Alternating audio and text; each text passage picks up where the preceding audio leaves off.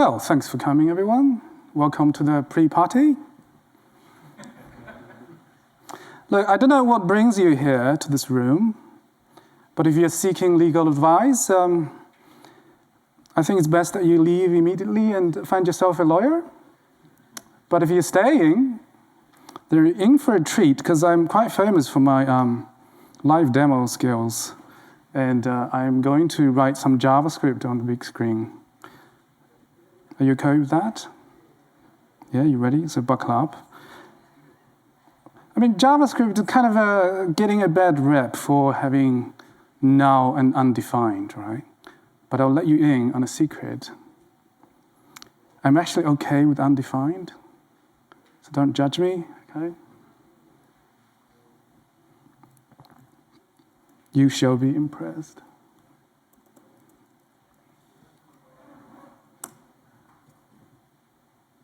Great, isn't it?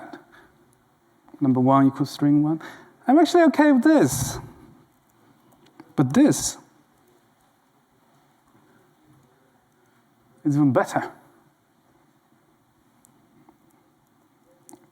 Now, what about this?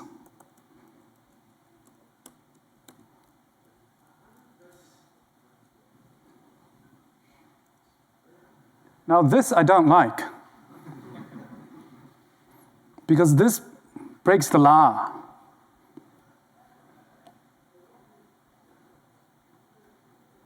My name is Hackle. You can call me Hacks, especially after this talk.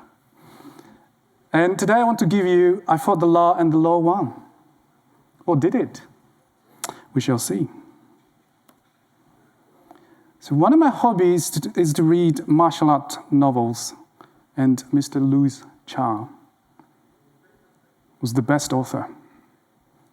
And Ode to Gallantry is one of my favorite. So the story goes, in the prime time of Kung Fu, all the famous masters and top talents in the world were captured and ferried into a distant and unknown island. They thought it was an evil scheme to turn the world upside down. But they were fed great food, and they were treated really nicely, like NDC to us. And above all, they were taken to this stone wall with inscriptions on it. And the characters are quite ancient, in the shape of tadpoles, as you can see. I can't understand any of it. So the host of the island explained, "Ladies and gentlemen, we mean you no harm. We actually need your help. See, for many years, we have been studying the inscriptions. And by doing so, everyone on this island became Kung Fu masters on their own right. I'm talking about mad skills like this. I mean, go easy on the bird, lady. And like this. This is perfect for sleep quality. And not to forget this, to be followed with an hour of manicure at least. However, the funny thing is, no two of us share the same interpretation of the inscriptions. Now, you are the smartest people in the world. Surely with your help, we could all come to a unified interpretation of the inscriptions. How's that? So the talented people were really pleased, and they accepted the challenge happily. So they gathered in front of this stone wall and spent months there without leaving, obsessing over the true meaning of the inscriptions. As they went along, their Kung Fu skills more than multiplied, and they became much better selves. Now, the strangest thing is, despite all the amazing progress, when they gathered and compared notes, the same problem happens. They don't agree with each other, not even two of them. Their interpretations were completely different. But surely, everybody was right, because everybody made progress. How could that be? Well, until this dude comes along, this lowly, nondescript dude. He was captured by accident and taken to the island. And he was also illiterate, couldn't read a thing. So he looked at the inscriptions and was intrigued, not by the characters, but by the tadpoles. So he traced the shape of the tadpoles with his mind, and he could feel this weird sensation traveling around his body here and there. And before you know it, he's mastered the ultimate, by far, the best Kung Fu in the world that nobody ever dreamed of. How's that? There's more to that story, but it's unimportant. Now, what's important is the moral of the story. See, I think the moral of the story is, if you want to be the best at Kung Fu, you can't read too much into the textbook. Maybe the textbook is not supposed to be so sophisticated. Maybe it's actually quite simple. And if we just follow the simple things, the tadpoles, we'll be better off. I mean, at least we'll argue less, so there'll be less noise in the world. Won't you agree?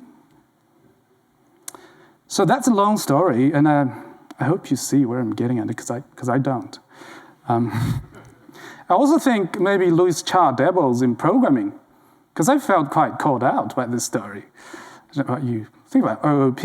Alan Kay didn't really think OOP should be, what it is today when he first envisioned it.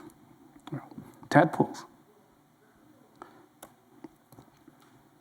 A question for you.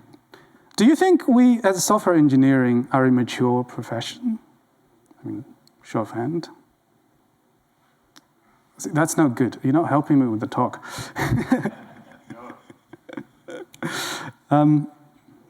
Well, I agree with you. See, I have to change my notes on the fly. Agreed. But you look at solid. What is single, right? Is it, make me money? That's single. But also, one function could be single, right? What is single? And look, my favorite language doesn't even support classes or subtypes. How do I apply O, L, or D, right? TDD. Well, first of all, what is a unit? We don't agree. And honestly, I just write CRUD, microservices. Do I still need to do TDD, right? And I've heard this many times. Look, Hackle, I don't know how to test this function because nothing can be mocked. Loose coupling, right? Now we have static methods in interfaces. I mean, WTF? How's that loose coupling? I mean, it's 2022, and still a lot of libraries don't provide interfaces for each single thing they have. This is maddening, isn't it? Look at architecture. I heard many times people say React has no architecture, right? Only proper MVP can be called architecture, or MVC. And people criticize my code, saying, well, your code is terrible. Everything must go through a dependency injector. What about domain-driven designs?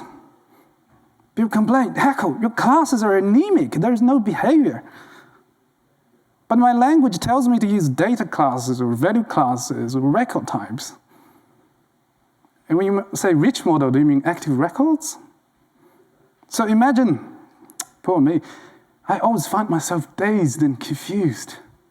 I'm not sure about anything in my life, really. Just like this dude.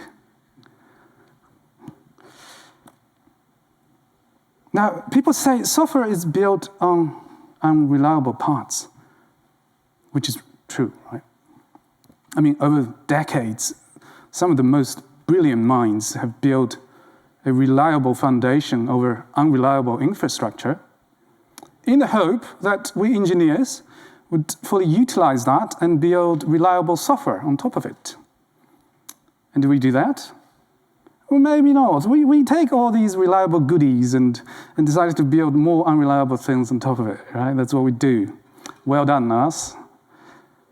Well, the result of this is that we have, well, quite a few useful things that really, keep us busy. but they don't necessarily make our lives easier, right? I mean, we're faced with strange bugs or mysterious crashes in production, and scaling software, it's incredibly expensive, if it's possible at all. Now, what really scales? I think correctness scales, everybody agrees. Simplicity scales, and I think they go hand in hand. Now, Dijkstra says the best, simplicity is a prerequisite for reliability. And Tony Hall explains there are two ways of constructing a software design. One way is to make it so simple that there are obviously no deficiencies. And the other way is to make it so complicated that there are no obvious deficiencies. I love that, eh?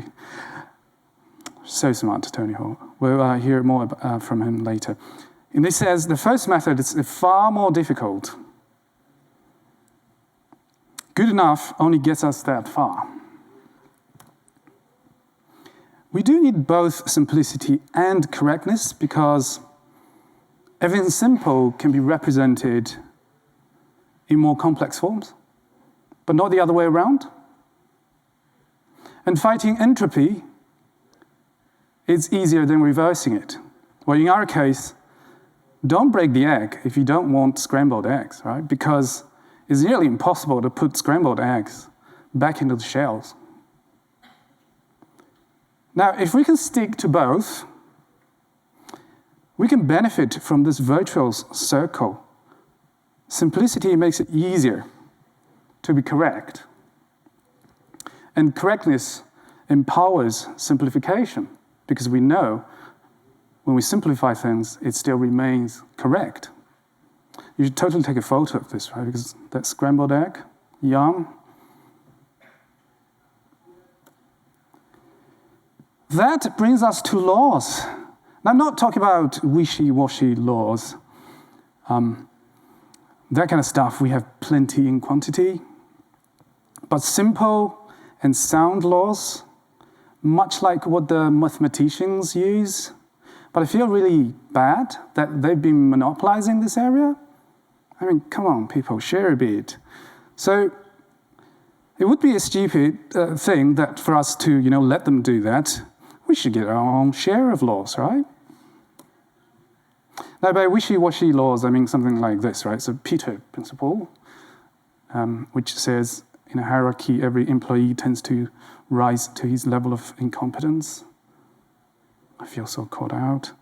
And this Hiron's law, it's great. You see, I might look young of age, but I've come up with my own law already, right? It's a wishy-washy one. It's Hackle's law of 1,000 browser windows. He says, if you have 1,000 browser windows, then over a sufficient amount of time, you have the same tabs in each window. You love that, don't you? Okay, let me take you back by 25 years. In August 1987, so Tony Hall, a Turing Award winner, and his team wrote this paper, and they say in this paper, many programmers may be unable to quote even a single law. Burn. And they claim that programmers do not observe any laws either. Although the laws of programming are like laws of arithmetic, and it's the responsibility of programming language designers and implementors to enforce laws, and the laws should be useful, elegant, and clearly stated. Amongst a few dozen laws being laid out in this paper, they also made it clear what should be the first law of programming, which is a formalization of the Murphy's law, which says, if it can go wrong, it will. And it also goes on to say, if the program has any problem, it will not always go wrong. It will only go wrong when it's the most disastrous to do so. Evil people. Now, what's also super sweet is the equation there, right? I love that we now have a formalization of Murphy's law. And the funny symbol is got bottom people, which I translate to trouble. okay? And P, I would translate to glory, okay? So it says, if you have trouble or glory, you don't get glory, you always get trouble. Sulfur, geez, I thought true or false equals true. So it would seem that trouble is the only truth in sulfur, okay? So glory is not the truth, trouble is the truth. What's that? Love that paper. I think we all should read it. But has anything changed over the last 25 years? It's been a long time. I believe yes. We actually made a bit of progress. I believe at least some of us talk about laws. The problem, though, is that we don't talk about it or enforce it nearly enough. So here we go. Let me walk you through a couple of laws. And don't worry, they're super simple. They're not like laws with lawyers or judges. And the very first laws that I want to introduce is identity and equality. And these are the cliches, right? It is what it is. That's identity. And orange is the new red. It's also identity, actually. But identity means everything should be everything itself. See, I told you it'd be simple, right? It's nonsense. Everything should be everything itself.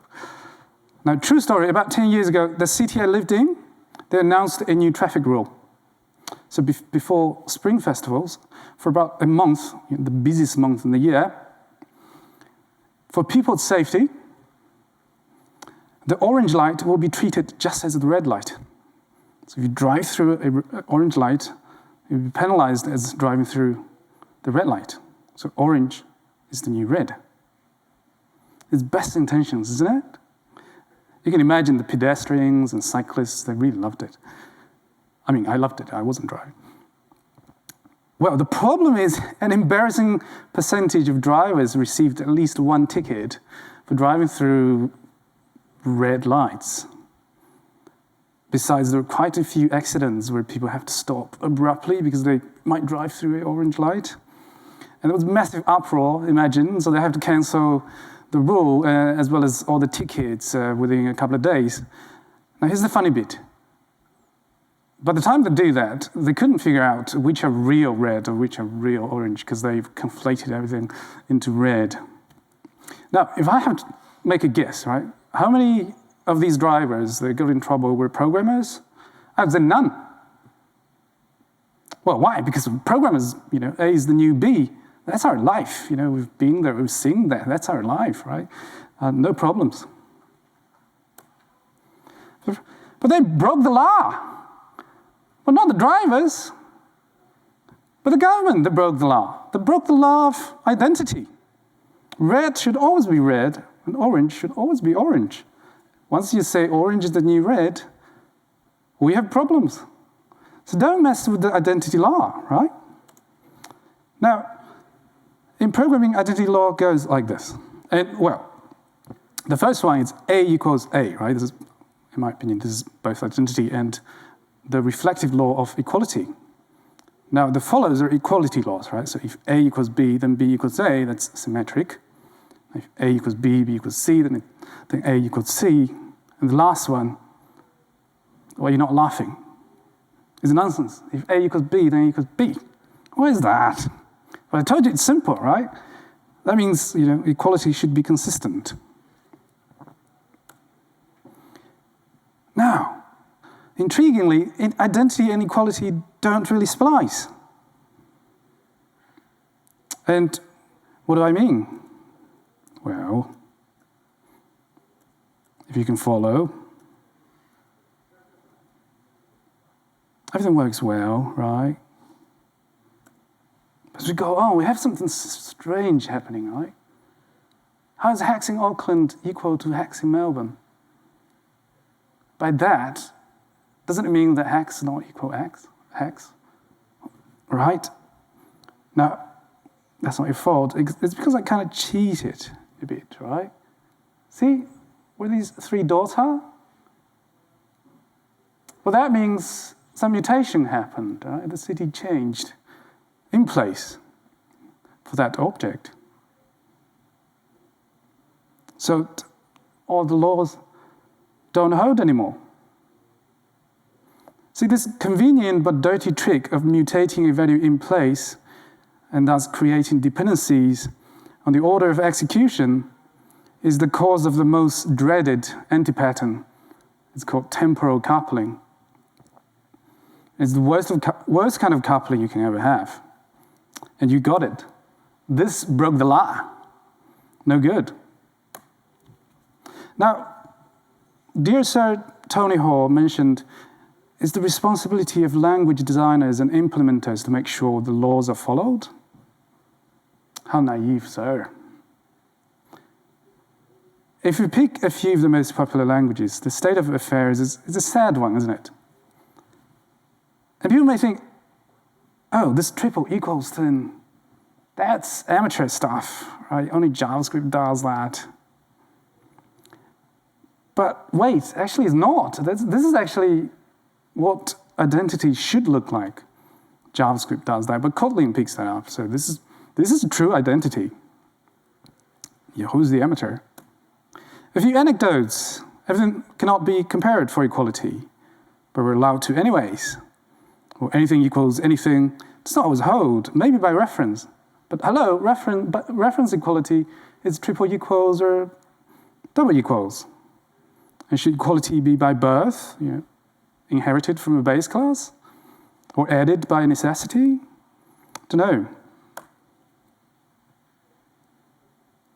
Now, make no mistake, a lot of mainstream languages make this super hard to get right from the get-go. It's not our fault that we cannot handle it. Language peeps, you kind of, broke the law for us. It's not cool. More naivety. Now, find the difference between the left and right for an unknown number of dollars. Actually, there is no difference and there is no prize. I'm a cheapskate. But the problem is, if we can't be sure of equality, we can't be sure of changes either. And this is a big problem, change detection. Right? Equality should compose, but it doesn't. And change detection is the bread and butter for front-end development or client-side applications in general.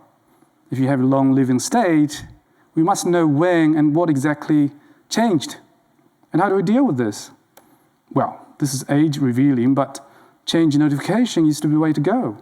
You kind of inject code to notify you when things change. In this case, in a setter. But the problem is we need to write a lot of code to get the notifications coming. And what if you don't control the code? It's from another library. What about complex data structures? So you see, it's very painful to implement and maintain. It's kind of like attaching a lot of bells to a view model, and when a bell rings, the view could respond. It's cute, but it's intrusive, very noisy. So, other smart people came up with this idea. Let's create watchers, that live separately. They will watch every single value, and as soon as anything changes, the watcher will tell the view to update. Right? Neat. Put more watchers there, more watchers. Oh, you've changed. Update the view. Well, the problem is it's so creepy, isn't it?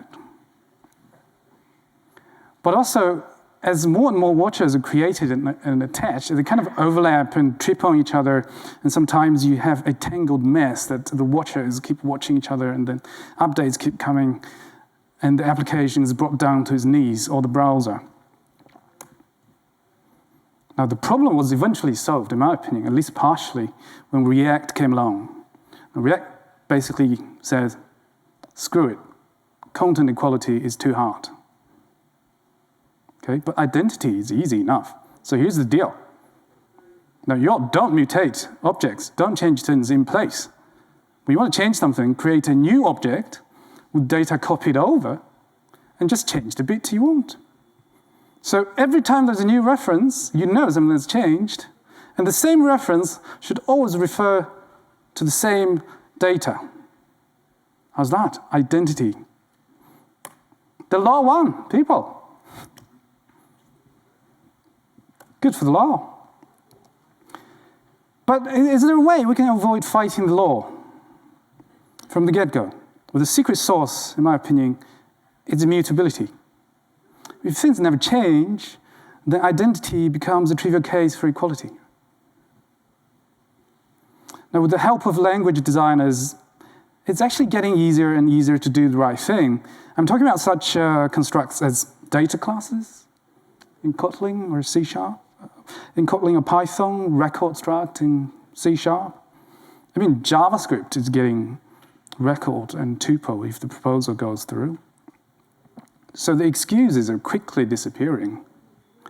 And also, let me point out, if equality has been so critical for front-end, and React basically revolutionized it by sticking to identity, what a simple idea, then language-level immutability will most certainly bring some sweeping changes. Okay? That includes how we think and write our code.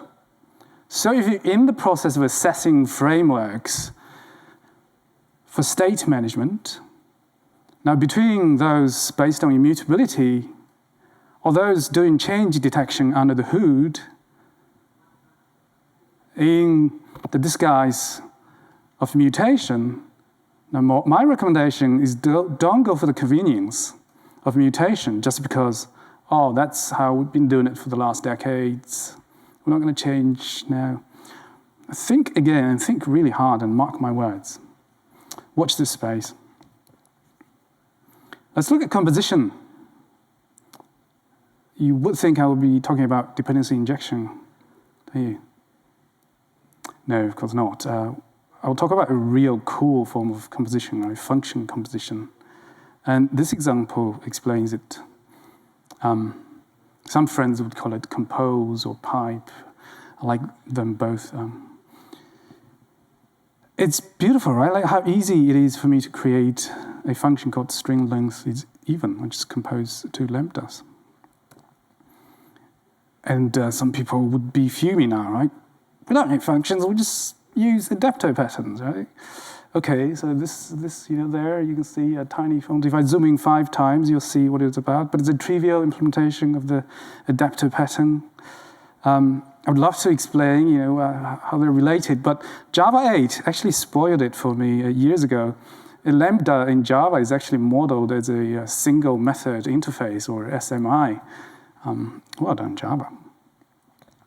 But remember that, everything simple can be represented in more complex forms. Lambda, single method interface.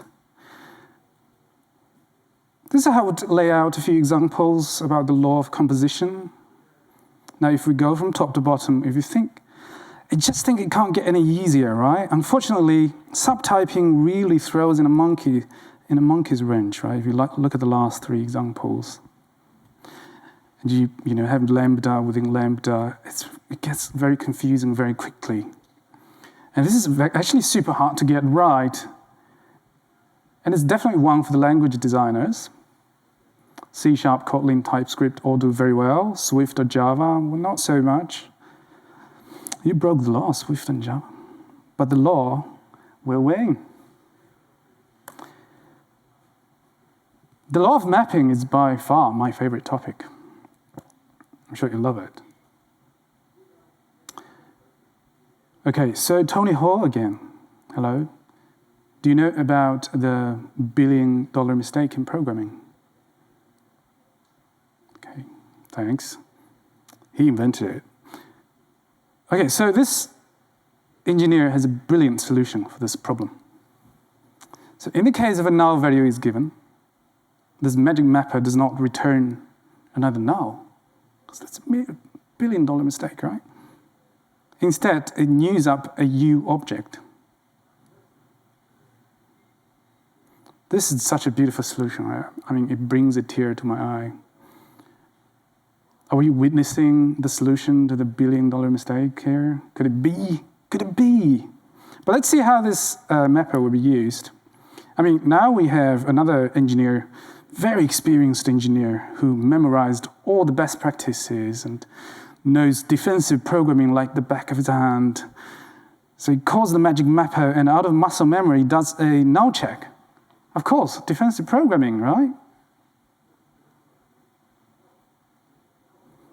Well, guess what's going to happen? I mean, if this is Gmail, billions and billions of notifications.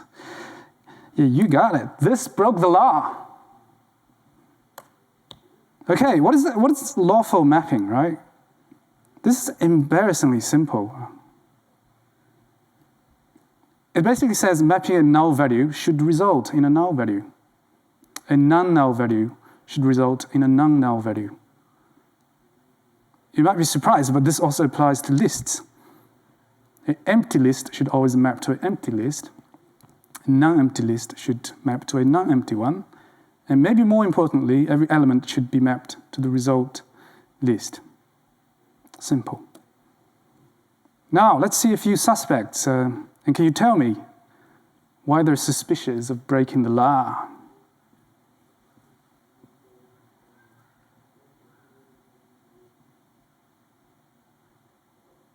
Okay, if you want, you can take a picture and tell me after a few drinks. That works. Allow me to stretch this just a bit further. There's a special type of mapping. It's reversible. So in our example, you map T to U and then U to T. If you combine them, you have a round trip. Isn't that nice? Well, the gotcha is, if we design a round trip, then it's nice to have a guarantee that the round trip loses no information. A typical example is serializers. A proper serializer does not lose any information through two kinds of round trips.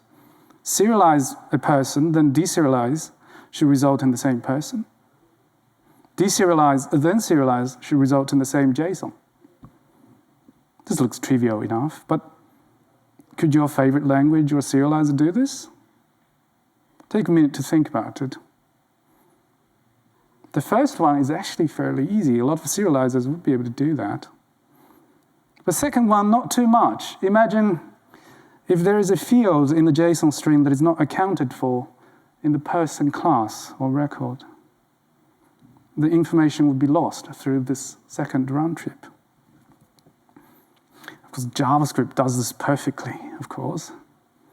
I mean, even with TypeScript and strong typing, a match made in heaven, still, there's no loss of information. So other languages or serializers, they might be able to do it, but it's not conventional to do so. So sorry, you might be breaking the law. I have another example for you that kind of combines mapping and equality, and the example is promise in JavaScript. By the way, how do you read generics anyway? I used to say promise resolve of T, but then people told me, no, Hackle, there's a better way to read it. You should say, for any type T, promise resolve a value of type T. More of a both. But I think I love this for any T, right? Now, it would make sense for promise resolve full to be equal to promise resolve full, right? I just repeated it. But can we be sure? Well, we can resolve them both, right? One inside the other, and indeed, they would be equal. That's pretty nice. What's the problem? Oh, you sweet promise. So if you don't know yet, promise is very eager to please. If you make a promise off a promise, it will resolve the nested promise at once. Okay? Very eager to please. The language people are so sweet, aren't they? Now, to make the deal even sweeter, they introduce a special case. So if a promise resolves to an object with a then field, there's a function, that function will be evaluated, and hopefully, just hopefully, resolves or rejects the promise. Well, it turns out that such good intentions don't really work out to good results. In the example below, I would have some value trapped forever inside a promise that it's pending. Let me give you a more full-fledged example. Let's say I have a rule engine, right, with a very fluent and intuitive design featuring this syntax. Mind you, they're not keywords, they're just labels in a JSON So I'm not using any reserved keywords. But if I give you a few seconds to read this well-written code, our customers will be in big trouble. See, no water bills will be paid, nor would any tax. I mean, water bills would be okay, right? But tax is no laughing matter. So tread very carefully, because special cases and JavaScript promises definitely broke the law. Now, at the time of making an anecdote, there was an argument that promises for promises should be allowed for everything, because we should allow promises for anything and not restrict the value a promise can represent. And people say, this is a circular argument. What do you think? This does sound like a brain twister, doesn't it? But luckily, now we have TypeScript. And it's easier. We just lay it out in types. It's quite obvious there's no circular argument, right? Because, remember I said that, for any type T, promise T is fine, which means T is fair game. So it's completely valid for me to write promise T or promise of T. See, I love how TypeScript brings clarity, but come on, generics has been around for many, many years in other languages. It's a bit unfortunate that people don't look outside of their favorite language, isn't it? More example, typically the laws are broken when special cases are created, especially for generics, because as the name says it, a generic, it's supposed to be generic. It should not be special cased. Now, in this example, it's a partially applied ambitious abstraction. And we end up with the delete method having not implemented exception being thrown. It breaks the law. But also, if we stick to solid, then it breaks Liskov substitution. They're related. A bit more code for you to read. This defeats the purpose of using generics. Again, it sneakily inspects the type of a generic value by introducing a special case. There's no way to know just by looking at the method signature. Poor consumers of this method. And one more. See this list, this smart list, lucky list, tries to compare a generic value to number 13. This is a double whammy. Well, first, generics should be generics, but also there is a special case in behavior. So some values won't be added to the list. Funny? But of course, datetime is a treasure trove of special cases. This is a small quiz. Which of these expressions are correct? Which of these four is enough? Well, none of them, right? None of them. But these are truly necessary special cases, or are they? That some of them scientists must retrofit into an existing system. This is kind of broken, but who broke it? It's hard to say. All in all, we can't take anything for granted when it comes to datetime. And of course, we must mention time zones, right?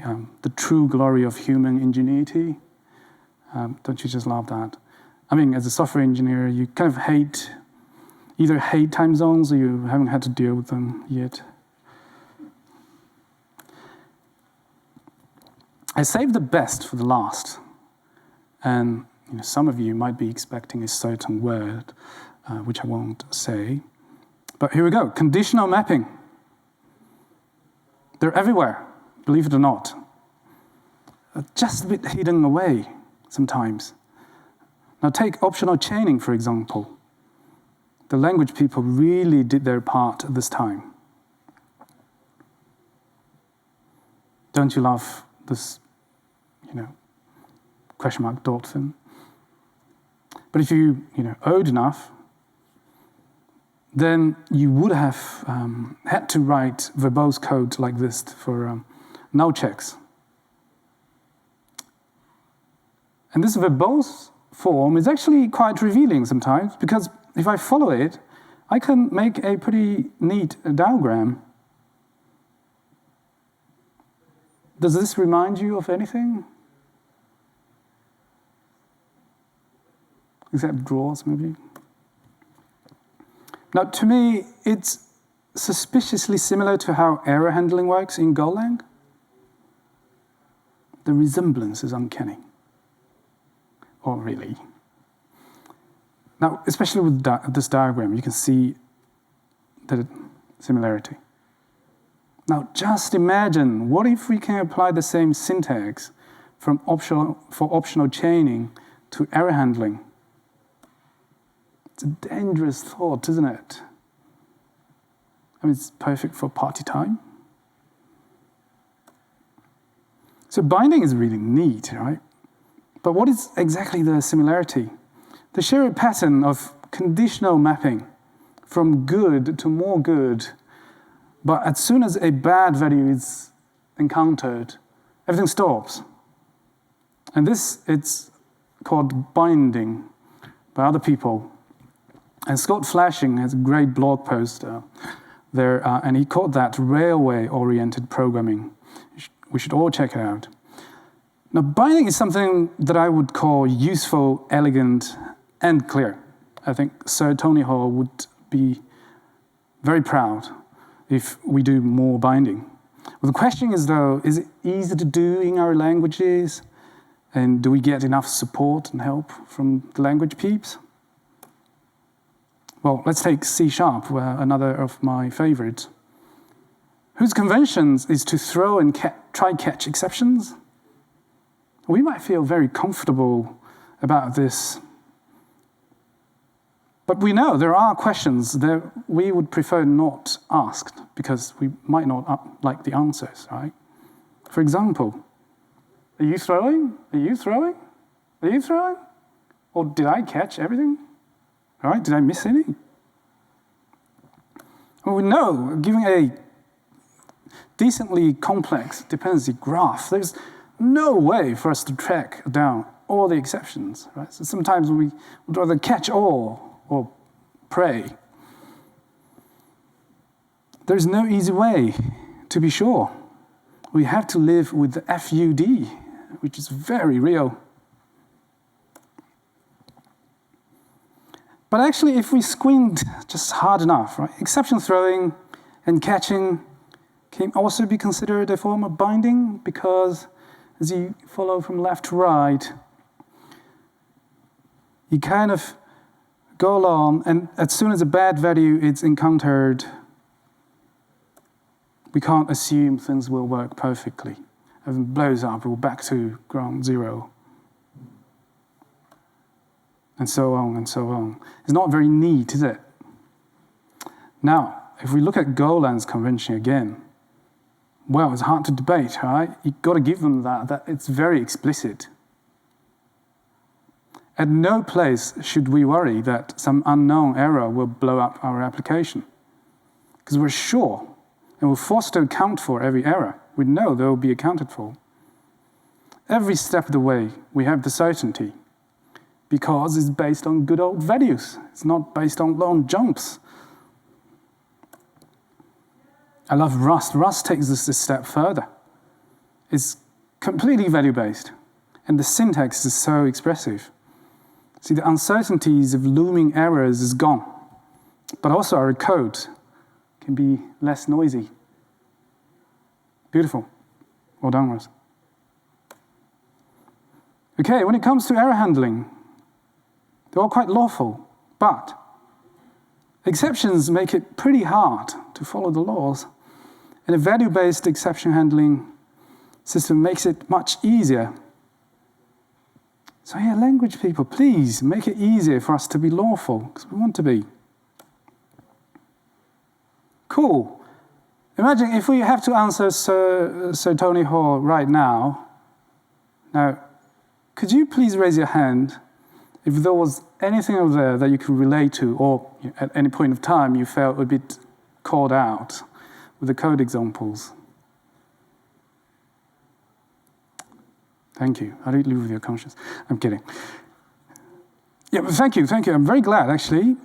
I hope after 25 years, we're not debating endlessly about the wishy-washy stuff. I mean, they're useful, but they're not really specific enough. But most importantly, as Tony Hoare said, they should be simple, clear, and elegant. And we don't have to fight the laws. I mean, they're so easy. They're almost dumb, most of them. On the contrary, there is a lot we can gain from knowing and following them. So, on that note, my friends, I look at you in great hope and respect. And I hope we can get the conversation started and keep it going as soon as the first drink is handed to you. Thank you very much.